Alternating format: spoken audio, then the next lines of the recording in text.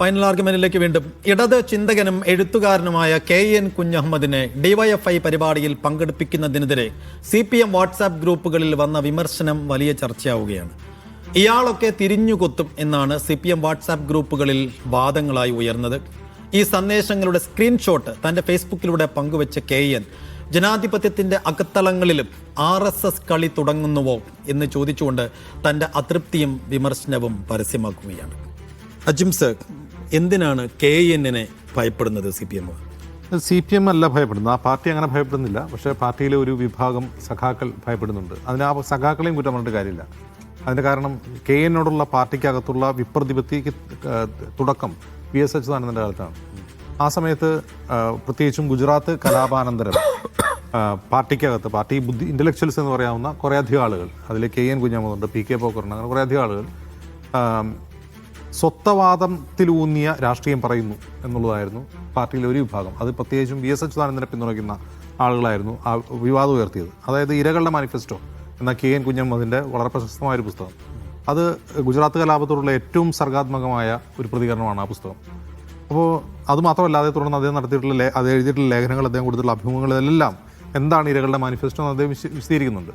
അതായത് ഒരു കമ്മ്യൂണിറ്റിയുടെ ഐഡൻറ്റിറ്റിയുടെ പേരിൽ ആക്രമിക്കപ്പെടുമ്പോൾ അവർ ആ കമ്മ്യൂണിറ്റിയുടെ ഐഡൻറ്റിറ്റിയിൽ തന്നെ സംഘടിച്ചുകൊണ്ട് അതിനെ ചെറുക്കണം. അവരുടെ ഐക്യം അത് ഒരു ഇരകളല്ല, ആ ഫാഷിസത്തിൻ്റെ എല്ലാ ഇരകളുടെയും ഐക്യം സാധ്യമാകണം എന്നുള്ളതാണ് അദ്ദേഹം ഉന്നയിക്കുന്ന കാര്യം. അതൊരു മാർക്സിയൻ തിയറി തന്നെയാണ്. കാരണം ഫാഷിസത്തിനെതിരെയുള്ള പോപ്പുലർ ഫ്രണ്ട്, ജനകീയ മുന്നണി എന്നുള്ളത് മാർക്സിയൻ സങ്കല്പമാണ്. അത് ഇന്ത്യൻ പശ്ചാത്തലത്തിൽ അദ്ദേഹം വിശദീകരിക്കുകയാണ് ചെയ്യുന്നത്. അപ്പോൾ ഇരകളുടെ മാനിഫെസ്റ്റോ എന്ന വാക്കുപയോഗിച്ചതിൻ്റെ പേരിൽ KN കുഞ്ഞഹമ്മദ് സ്വത്വവാദിയാണ്, ഇപ്പോൾ അദ്ദേഹം മൗദൂദിയാണ്, സുഡാപ്പിയാണെന്നൊക്കെയാണ് വിളിക്കുന്നത്. അതിൻ്റെ ഒരു തുടക്കമാണ്. ഒരു 10-20 വർഷം നീണ്ടു നിൽക്കുന്ന ഒരു ചരിത്രം അതിനുണ്ട്. അദ്ദേഹം മാത്രമല്ല, PK പോക്കർ തന്നെ അദ്ദേഹത്തിൻ്റെ ആത്മകഥയിൽ 2 മാസം മുമ്പ് പ്രസിദ്ധീകരിച്ച ആത്മകഥയിൽ തന്നെ കാര്യം വിശദമായി പറയുന്നുണ്ട്. അപ്പോൾ ഇതെന്തുകൊണ്ട് സഖാക്കൾ അദ്ദേഹത്തെ അങ്ങനെ വിളിക്കുന്നു എന്ന് ചോദിച്ചാൽ, ആ കാലത്ത് ഇപ്പോൾ VSനെ പിന്തുണച്ചിരുന്ന ആളുകൾ KN കുഞ്ഞഹമ്മദിനെ VS തന്നെ അദ്ദേഹത്തെ കുരങ്ങ് എന്നൊക്കെ വിളിച്ച് അധിക്ഷേപിച്ചിട്ടുണ്ട്. അപ്പോൾ അതിൻ്റെ ഒരു ഹാങ് ഓവർ ഇങ്ങനെ നീണ്ടു കിടക്കുകയാണ് ഇപ്പോഴും. ഇപ്പോൾ അത് മൂർധന്യ നിലത്താനുള്ള വേറൊരു കാരണം കൂടിയുണ്ട്. ഈ പാർട്ടിക്കകത്ത് സൈബർ സ്പേസിൽ ഉപയോഗിക്കുന്ന വാക്കുകളാണ്. ചില ആളുകൾ പരസ്പരം അഘോരി സഖാക്കൾ എന്ന് വിളിക്കുന്നു ഒരു വിഭാഗത്തെ. അഘോരി സഖാക്കൾ എന്ന് പറഞ്ഞാൽ ഏതാണ്ടൊരു ഇപ്പോൾ വിവാദ പരാമർശമായിട്ടുള്ള ഇടത് ഹിന്ദുത്വ ലൈനിൽ സംസാരിക്കുന്ന ആൾക്കാരെ അഘോരി സഖാക്കൾ എന്ന് ആക്ഷേപിക്കുന്നു. മറ്റവരെ തിരിച്ച് സുഡാപ്പികൾ എന്ന് വിളിക്കുന്നു. അത് ഈ ഒരു റിഫ്റ്റ് ആശയപരമായി പാർട്ടി അണികൾക്കിടയിലുണ്ട്. അത് നേതൃത്വത്തിനുണ്ടെന്ന് ഞാൻ വിശ്വസിക്കുന്നില്ല, അണികൾക്കിടയിലുണ്ട്. ഇപ്പോൾ നോക്കുകയാണെങ്കിൽ ഏതാണ്ട് KN കുഞ്ഞഹമ്മദ് കുറേ വർഷങ്ങളായി പാർട്ടി വേദികളിൽ കാണാനേ ഇല്ല. അദ്ദേഹം സ്വതന്ത്രമായ വേദികളിലാണ് സംസാരിക്കാറുള്ളത്. അത് പാർട്ടി ബോധപൂർവ്വം അദ്ദേഹത്തെ മാറ്റി നിർത്തുന്നതാണോ എന്ന് നമുക്കറിയില്ല. പക്ഷേ ഇതിലൊരു പ്രശ്നം എന്താണെന്ന് വെച്ചാൽ, ഇത് DYFIയുടെ ഒഫീഷ്യലായിട്ടുള്ളൊരു ഗ്രൂപ്പിലാണ് ഈ കമൻറ്റ് വന്നിട്ടുള്ളത്. അതിൻ്റെ അഡ്മിനൊക്കെ വളരെ പ്രധാനപ്പെട്ട നേതാക്കളാണെന്ന് പറയപ്പെടുന്നു. എനിക്ക് കൃത്യമായിട്ട് അറിയില്ല, വെരിഫൈ ചെയ്ത് വരമല്ല. അത് ഒരിക്കലും അനുവദിച്ചു കൊടുക്കാൻ പറ്റാത്ത ഒന്നാണ്. ഒരു DYFI വേദിയിൽ KN കുഞ്ഞഹമ്മദ് പ്രസംഗിക്കുക എന്ന് പറഞ്ഞാൽ അദ്ദേഹം എന്തൊരു പാർട്ടി വിരുദ്ധനാണ്, പാർട്ടിക്ക് പുറത്ത് നിൽക്കുന്നതാണെന്നുള്ള ബോധം സഖാക്കൾക്കുണ്ടെങ്കിൽ CPM തെരഞ്ഞെടുപ്പ് തോൽവി ശേഷം അടിയന്തരമായി ചെയ്യേണ്ടത് അണികൾക്ക് രാഷ്ട്രീയ വിദ്യാഭ്യാസം നൽകുക എന്നുള്ളതാണ്. അതിൻ്റെ ഒരു കുറവ് തീർച്ചയായിട്ടും CPM അണികൾക്കുണ്ട്. കഴിഞ്ഞ 10 വർഷം ഉണ്ടായിട്ട് CPM ഏറ്റവും വലിയ തിരിച്ചടി അതിൻ്റെ അണികളെ രാഷ്ട്രീയം പരിശീലിപ്പിച്ചില്ല എന്നുള്ളതാണ്. അതിൻ്റെ ഏറ്റവും നല്ലൊരു ഉദാഹരണം കൂടി പറയാം. പൗരത്വ പ്രക്ഷോഭം, ഫലസ്തീൻ ഐക്യദാർഢ്യ റാലികൾ. ഈ പൗരത്വ പ്രക്ഷോഭവും ഫലസ്തീൻ ഐക്യദാർഢ്യ റാലിയും മുസ്ലിം പ്രീണനമാണ് എന്നാണ് ഒരു വിഭാഗം സഖാക്കൾ വിശ്വസിക്കുന്നത്. അതൊരു കമ്മ്യൂണിസ്റ്റ് നിലപാടാണ്. ഫലസ്തീനോടുള്ള ഐക്യദാർഢ്യം എന്ന് പറയുന്നത് ലോകത്തെമ്പാടുമുള്ള കമ്മ്യൂണിസ്റ്റ് പാർട്ടികളുടെ നിലപാടാണ്. അത് കേരളത്തിൽ പുറത്തുനിന്നാണ്. അല്ലാണ്ട് ഇവിടെ മുസ്ലിം വോട്ട് പ്രീണിപ്പിക്കാൻ വേണ്ടി പാർട്ടി ചെയ്യുന്നതല്ല. എന്ന ഒരു വിദ്യാഭ്യാസം പാർട്ടി അണികൾക്ക് കൊടുത്തിട്ടില്ല. പൗരത്വ പ്രക്ഷോഭത്തിന് ഇറങ്ങിയത് എന്തോ മുസ്ലിം വോട്ട് കിട്ടാൻ വേണ്ടിയാണ്. അതല്ലാതെ ഒരു ഭരണഘടനാ ലംഘനത്തിനെതിരായിട്ടുള്ള സ്വാഭാവിക രാഷ്ട്രീയ പ്രതിഷേധമാണ് എന്ന തോന്നൽ പോലും ഈ അണികൾക്കില്ല എന്ന് പറഞ്ഞാൽ രാഷ്ട്രീയമായ എത്രമാത്രം നിരക്ഷരതയാണ് അവരെ ബാധിച്ചിട്ടുള്ളത്. ആ നിരക്ഷരതയുടെ ഒരു അജ്ഞതയുടെ തെളിവാണ് KNനെതിരായിട്ടുള്ള ഈ അതിശയം. സാജു, അയാളൊക്കെ തിരിഞ്ഞു കൊത്തും എന്നൊരു തരം ആശങ്കയാണ്. ആ ആശങ്കയുടെ അടിസ്ഥാനവും ഗ്രൗണ്ടും എന്താണ്? അതായത് സൈഫുദ്ദീൻ, പേരുകൊണ്ട് മനുഷ്യരെ ചാപ്പ കുത്തുന്നവരുടെ എണ്ണം കേരളീയ സമൂഹത്തിൽ കൂടി വരികയാണ്. അത് പാടില്ലാത്ത പാർട്ടിയാണ് യഥാർത്ഥത്തിൽ ആശയപരമായി CPM എങ്കിലും CPMൽ അത് കൂടുതലായി വന്നുകൊണ്ടിരിക്കുന്നു എന്നതിൻ്റെ കൂടി തെളിവാണ്. ഇത് ആരെക്കുറിച്ചാണ് ഈ പറയുന്നത് എന്നുകൂടി സഖാക്കൾ ചിന്തിക്കേണ്ടേ. കേരളം മുഴുനീളെ നടന്ന് ഫാസിസ്റ്റ് വിരുദ്ധ രാഷ്ട്രീയം പറയുകയും എഴുതുകയും ചെയ്ത മനുഷ്യനല്ലേ ഈ KN. അദ്ദേഹത്തെക്കുറിച്ച് ആണ് ഈ വർത്താനം അയാളൊക്കെ തിരിഞ്ഞുകുത്തും എന്ന വർത്താനം പറയുന്നത്. അതായത് ഇടത് ഹിന്ദുത്വ എന്ന വിമർശനം യാഥാർത്ഥ്യമായിരിക്കുന്നു ആ പാർട്ടിയിൽ എന്നുള്ളത് തെളിയിക്കപ്പെടുകയാണ്. ഇത് തന്നെയാണല്ലേ മറ്റൊരു തരത്തിൽ കെ രാഗേഷിൻ്റെ കഴിഞ്ഞ ദിവസങ്ങളിലെ പ്രസംഗം. ഈ വോട്ട് എങ്ങോട്ട് പോകും, CPM നിന്ന് പോയാൽ ആ വോട്ടുകളൊക്കെ എങ്ങോട്ടായിരിക്കും പോവുക, അതിൻ്റെ ഗുണം ആർക്കാണ് എന്ന് പറഞ്ഞ്, അതായത് തങ്ങളുടെ ബേസ് എന്താണെന്ന് അറിയാതെയെങ്കിലും പറഞ്ഞു പോവുകയാണ്. അതായത് ഈ മുസ്ലിം സംഘടനകളെ ചാരി എല്ലാത്തിനെയും പഴി പറയുക എന്ന പണിയാണ് കഴിഞ്ഞ 10 വർഷം സർക്കാരിനെതിരായി ഉയർന്നു വന്ന വിമർശനങ്ങളെ മുഴുവൻ പ്രതിരോധിക്കാനായി CPM ചെയ്തുവെന്ന് അത്തരം നേതാക്കൾ സൃഷ്ടിച്ച ഫോബിയയുടെ ഇരയായി KN കൂടി മാറിയിരിക്കുന്നു ഒരിക്കൽ കൂടി എന്ന് പറയേണ്ടിയിരിക്കുന്നു. ഇവിടെയാണ് ആ CPMൻ്റെ ആഭ്യന്തരമായ പാർട്ടി ക്ലാസുകൾ എത്രത്തോളം ദുർബലമായിരിക്കുന്നു എന്ന് നമ്മൾ മനസ്സിലാക്കേണ്ടത്. പാർട്ടി ക്ലാസ്സിലൂടെ ലഭിക്കേണ്ട വിദ്യാഭ്യാസം അതിൻ്റെ അണികൾക്ക് ലഭിക്കാതെ പോയിരിക്കുന്നു. അതായത് എന്തിനെയൊക്കെയാണോ പ്രതിരോധിക്കാൻ ആ പാർട്ടി തീരുമാനിച്ചത്, ആ പ്രതിരോധിക്കാൻ തീരുമാനിച്ചതൊക്കെ തങ്ങളുടെ ഉള്ളിൽ ആയി കഴിഞ്ഞിരിക്കുന്നു എന്ന് വേണം ഇത്തരം വിമർശനങ്ങളിൽ നിന്നും വായിച്ചെടുക്കാൻ. ഇതൊരു KNൻ്റെ മാത്രം അവസ്ഥയല്ല എന്ന് സമീപകാലത്തെ പല ഉദാഹരണങ്ങളും നോക്കിയാൽ നമുക്ക് വായിച്ചെടുക്കാൻ കഴിയും. നിഷാദ്, പാർട്ടി ക്ലാസ് കുറഞ്ഞതിൻ്റെ മാത്രം കുഴപ്പമാണോ അത്?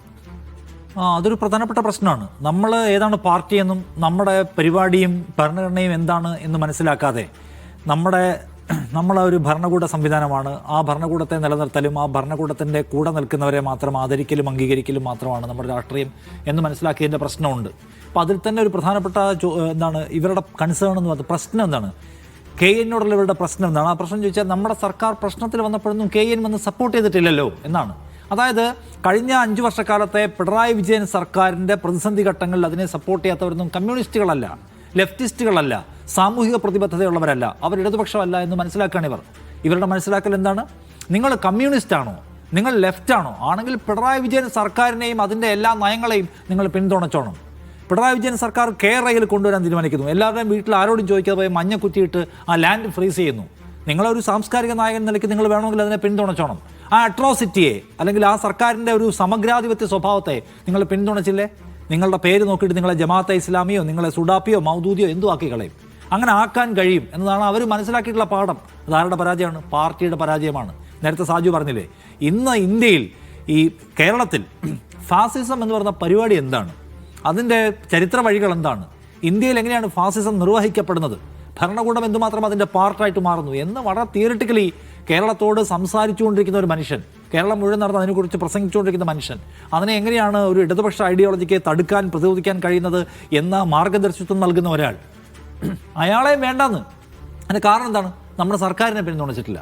അപ്പോൾ സർക്കാരിനെ നിങ്ങൾ പിന്തുണച്ചിട്ടില്ല എങ്കിൽ നിങ്ങളെ അംഗീകരിക്കില്ല. നിങ്ങൾ സർക്കാരിൻ്റെ വിമർശകനാണോ, സർക്കാർ നയത്തെ പിന്തുണയ്ക്കാത്ത ആളാണോ, അല്ലെങ്കിൽ സർക്കാർ കുഴപ്പത്തിലായപ്പോൾ നിശബ്ദത അവലംബിച്ച ആളാണോ എങ്കിൽ നിങ്ങളെ ഞങ്ങൾ സർക്കാരിൻ്റെ ശത്രു പട്ടികയിൽ, ഇടതുപക്ഷത്തിൻ്റെ ശത്രു പട്ടികയിൽ ഞങ്ങൾ പെടുത്തിക്കളയും. അതാണ് നേരത്തെ പറഞ്ഞ പാർട്ടി ക്ലാസിൻ്റെ പ്രശ്നം. ഇടതുപക്ഷം എന്ന് വെച്ചാൽ എന്താണ്, ഇടതുപക്ഷത്തിൻ്റെ ഉത്തരവാദിത്വം എന്താണ്, അത് സമൂഹത്തിൽ നിർവഹിക്കേണ്ട ദൗത്യം എന്താണ് എന്നതിനെക്കുറിച്ച് ധാരണയില്ലാത്ത ആൾക്കാർ, അല്ലെങ്കിൽ എന്താണ് അതിനെക്കുറിച്ച് പരിമിതമായ ജ്ഞാനം മാത്രമുള്ള ആൾക്കാരാണ് ഈ നിലയ്ക്കുള്ള കമൻറ്റുകൾ എഴുതുന്നത് കാണാം. അതിപ്പോൾ ഇടതുപക്ഷത്തിന് ഇപ്പം എല്ലാം ഹാർഡ് കോർ ഇടതുപക്ഷക്കാരാണല്ലോ, പാർട്ടിക്കാരാണ്, മെമ്പർഷിപ്പ് ഉള്ളവരാണെന്ന് എനിക്കറിയില്ല. കുറേ പുതിയ പാർട്ടിക്കാരെ കാണാമല്ലോ. ഇടതുപക്ഷത്തിന് ഭരണം ഉണ്ടായതുകൊണ്ടും CPIMന് സ്ഥാപനങ്ങൾ ഉണ്ടായതുകൊണ്ടും അതിന് പവർ ഉള്ളതുകൊണ്ടും മാത്രം അതിൻ്റെ കൂടിയ ഭരണകൂട ബന്ധുക്കളും എമ്പാടുമുണ്ട്. അവരാണ് ഏറ്റവും കൂടുതൽ ഇപ്പോൾ നമ്മൾ കാണുന്നത്. 64-ലെ പാർട്ടി പിളർപ്പിൽ ഇറങ്ങി വന്ന ആൾക്കാരെ പോലെ പെരുമാറുന്ന പല വഷളന്മാരെ നമ്മൾ കാണുന്നുണ്ട്. CPM ആണെന്ന് അവകാശപ്പെടുന്ന ആൾക്കാർ, അവരാണ് ഏറ്റവും കൂടുതൽ ഡാമേജ് ഈ തെരഞ്ഞെടുപ്പിൽ പാർട്ടിക്ക് ഉണ്ടാക്കിയത്. ഇപ്പോൾ പറഞ്ഞില്ലേ, ഇന്നലെ MP ഗോവിന്ദൻ പറഞ്ഞൊരു കാര്യമുണ്ട്, പാർട്ടിക്കെതിരായി ഉയർന്നു വന്നിട്ടുള്ള ക്യാമ്പയിനെ ഫലപ്രദമായി പ്രതിരോധിക്കാൻ ഞങ്ങൾക്ക് കഴിഞ്ഞില്ല എന്ന് വെച്ചാൽ ആ ക്യാമ്പയിൻ ഏറ്റവും കൂടുതൽ നടന്ന സ്ഥലങ്ങളൊന്നും സോഷ്യൽ മീഡിയയാണ്. ഫലപ്രദമായി പ്രതിരോധിക്കാൻ കഴിഞ്ഞില്ല എന്ന് പറഞ്ഞാൽ ഞങ്ങളുടെ പ്രതിരോധത്തിന് വേണ്ടി ഞങ്ങൾ വെച്ചിരുന്ന കുന്തവനെ എല്ലാം വെറും വളിപ്പന്മാരായിരുന്നു അതിൻ്റെ അർത്ഥം. എന്ന് വെച്ചാൽ ഈ പറയുന്ന വലിയ സിദ്ധാന്തങ്ങൾ എഴുതുന്ന ആൾക്കാർ, അല്ലെങ്കിൽ ഞങ്ങൾ എന്താണ് ഇടതുപക്ഷത്തിൻ്റെ പിന്തുണക്കാർ, സപ്പോർട്ടേഴ്സ് എന്നൊക്കെ പറഞ്ഞ് രംഗത്ത് വന്നിരുന്ന ഈ പറഞ്ഞ വലിയ വൈറൽ താരങ്ങൾ പല ആൾക്കാരും ഡാമേജാണ് പാർട്ടി ഉണ്ടാക്കിയതല്ലേ പാർട്ടി വിലയിരുത്തുന്നത് ആ നിലയ്ക്ക് നോക്കിയാൽ. അപ്പോൾ അവരാണ് കമ്മ്യൂണിസ്റ്റുകാരായിട്ട് അഭിനയിക്കുന്നവർ, അവരാണ് പാർട്ടിയുടെ ശത്രുക്കളാർ, പാർട്ടിയുടെ മിത്രങ്ങളാരാണെന്ന് തീരുമാനിച്ചുകൊണ്ടിരുന്നവർ. അവരെ ആർക്കും ഡ്രൈവ് ചെയ്യായിരുന്നു. ഇപ്പം നിങ്ങൾ വെറുതെ നോക്കുക, നിങ്ങൾക്ക് ഒരു ഇടതുപക്ഷ ഒരു പോപ്പുലർ ഐഡിയ ആയി മാറണമെങ്കിൽ 4 കവള് എന്തെങ്കിലും പാർട്ടിയെക്കുറിച്ച് പൊക്കി എഴുതിയാൽ മതി, സർക്കാരിനെ കുറിച്ച് പുകഴ്ത്തി എഴുതിയാൽ മതി. പിന്നെ നിങ്ങൾ സെലിബ്രിറ്റിയായി. ഏത് സെലിബ്രിറ്റിയായി? നിങ്ങൾ ഇടത് സെലിബ്രിറ്റിയായി. നിങ്ങളുടെ ചരിത്രം എന്താണ്, നിങ്ങളുടെ പശ്ചാത്തലം എന്താണ്, നിങ്ങൾ പ്രവഹിപ്പിക്കുന്ന ആശയം എന്താണ് എന്നൊന്നുകൂടെ പ്രശ്നമല്ല. നിങ്ങൾ CPMൻ്റെ സർക്കാരിനെ, പിണറായി വിജയൻ സർക്കാരിനെ പിന്തുണയ്ക്കുക, സർക്കാരിനെ മാത്രം. സർക്കാരിനുമായി ബന്ധപ്പെട്ട് വരുന്ന വിവാദങ്ങളെ നിങ്ങൾക്കകത്ത് സർക്കാരിനെ പിന്തുണച്ച് നിലപാട് സ്വീകരിക്കുക. നിങ്ങൾ ഇടത് സെലിബ്രിറ്റി ആയിട്ട് മാറിക്കഴിഞ്ഞു. പിന്നെ നിങ്ങൾക്ക് സർക്കാരിനെ, നിങ്ങൾക്കൊരു വലിയ ബാക്ക് പൈപ്പറിനെ പോലെ നൂറുകണക്കിന് ആയിരക്കണക്കിന് ഇടതുപക്ഷ സൈബർ ഹാൻഡിലുകളെ ഇങ്ങനെ ആനയിച്ചു കൊണ്ടുപോകാൻ പറ്റും. ഈ വക കുഴപ്പങ്ങളെ ആ പാർട്ടി ശരിയാവണ്ണം തിരിച്ചറിയണം. നമ്മുടെ പാർട്ടിക്കാർ പാർട്ടി പൊളിറ്റിക്സ് അല്ല സംസാരിക്കുന്നത്, ഇടതുപക്ഷ രാഷ്ട്രീയമല്ല സംസാരിക്കുന്നത്, ഭരണകൂട രാഷ്ട്രീയമാണ് സംസാരിക്കുന്നത്. അതിൽ നിന്ന് അവരെ ഇടതുപക്ഷ രാഷ്ട്രീയത്തിൽ തിരിച്ചു കൊണ്ടുവരാതെ ആ പാർട്ടിക്ക് തിരിച്ചിടാൻ പറ്റില്ല. KN പോലൊരു മനുഷ്യൻ കേരളത്തിൽ പ്രൂവ് ചെയ്തിട്ടുള്ള ആളാണ്. അദ്ദേഹത്തിൻ്റെ ജീവിതം എന്താണെന്നും അദ്ദേഹത്തിൻ്റെ രാഷ്ട്രീയം എന്താണെന്നും അതിന് ഈ പറയുന്ന വാട്സാപ്പ് സഖാക്കളുടെ സർട്ടിഫിക്കറ്റ് വേണമെന്ന് എനിക്ക് തോന്നുന്നില്ല. KN അല്ല അത് പരിക്കുണ്ടാക്കുന്നത്. ആ കമൻറ്റ് ചെയ്ത മനുഷ്യരും അവരുടെ സംഘവും എന്തുമാത്രം വലിയ ആഴക്കയത്തിലാണ് കിടക്കുന്നത് എന്നതിൻ്റെ ദൃഷ്ടാന്തമാണ് അത്. ശരിയാക്കാൻ ആരെങ്കിലും വെളിവുള്ള മനുഷ്യർ അതിനകത്ത് തീരുമാനിക്കുന്നുണ്ടെങ്കിൽ അത് നല്ല കാര്യമായിരിക്കും. അല്ലാതെ KN ഇതുകൊണ്ട് എന്തെങ്കിലും പരിക്ക് പറ്റുമെന്ന് ഞാൻ വിചാരിക്കുന്നതില്ല. അതുകൊണ്ട് ആ മനുഷ്യൻ സങ്കടപ്പെടുന്നത് ഇവരിങ്ങനെ ആയിപ്പോയല്ലോ അതിനെക്കുറിച്ച് ഓർത്തിട്ടായിരിക്കും. യെസ്. അപ്പോൾ അധികാരത്തിൻ്റെ ഭരണത്തിൻ്റെ ലാഭനഷ്ടക്കണക്കുകളിലേക്ക് മാത്രം പാർട്ടി ക്ലാസുകളും പാർട്ടി വിദ്യാഭ്യാസവും ചുരുങ്ങിപ്പോയതിൻ്റെ അപകടമാണിപ്പോൾ KN അടക്കമുള്ളവർ അനുഭവിക്കുന്നത് എന്ന വിലയിരുത്തൽ കൂടിയാണ് ഉയരുന്നത്. നമുക്ക് അടുത്ത വിഷയത്തിലേക്ക് വരാം. ഇടവേള.